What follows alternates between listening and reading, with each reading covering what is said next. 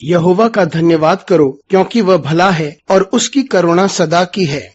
बुधवार 11 अक्टूबर 2023। आज के मनन के लिए मैंने आप ही के लिए चुना है पहला शमूएल अध्याय 13 और उसका 22वां वाक्य। सो युद्ध के दिन शाऊल और योनातान के साथियों में से किसी के पास ना तो तलवार थी और ना भाला। वे केवल शाऊल और उसके पुत्र योनातान के पास रहे।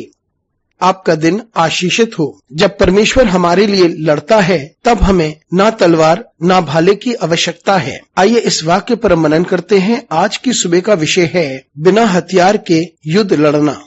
जब शाऊल राजा बना तो उसका मुख्य दुश्मन पलिश्ती थे। यह हम परिस्थिति को समझते हैं। पलिश्तियों ने यह हुक्म किया था कि इजराइल में कोई भी लोहार ना हो, ताकि इजराइल के लोगों के पास ना तो कोई तलवार हो ना भाला। और फिर हम देखते हैं कि युद्ध के दिन ना तो किसी के पास तलवार थी और ना ही भाला, सिर्फ शाऊल और योनातान के पास था। मित्रों, हम यहाँ पर इस बात को जानते हैं कि परमेश्वर शाऊल और योनातान के साथ था, लेकिन जो लोग युद्ध पर जा रहे थे उनके पास कोई हथियार नहीं था, लेकिन परमेश्वर ने उन्हें विजय दी जबकि उनके पास हथियार नहीं थे।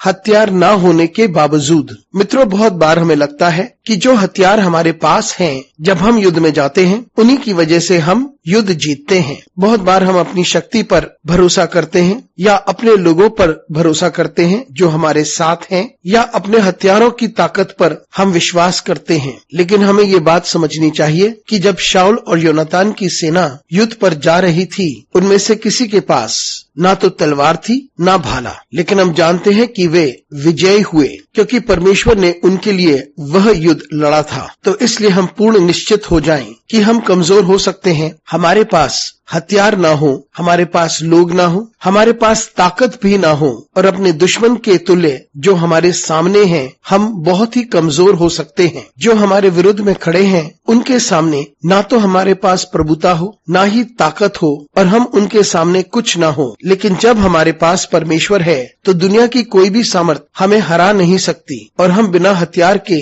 विजय हो सकते हैं क्योंकि परमेश्वर हमारे लिए युद्ध लड़ता है। अनुग्रहकारी परमेश्वर स्वर्गीय पिता, तुझे धन्यवाद देते हैं। हम तेरी स्तुति करते हैं क्योंकि तू हमारे साथ खड़ा रहता है, हमारे लिए युद्ध लड़ता है और हमें विजय देता है। हमारे साथ परमेश्वर तू बना रहे। यीशु मसीह के नाम से मांगते हैं, आमीन।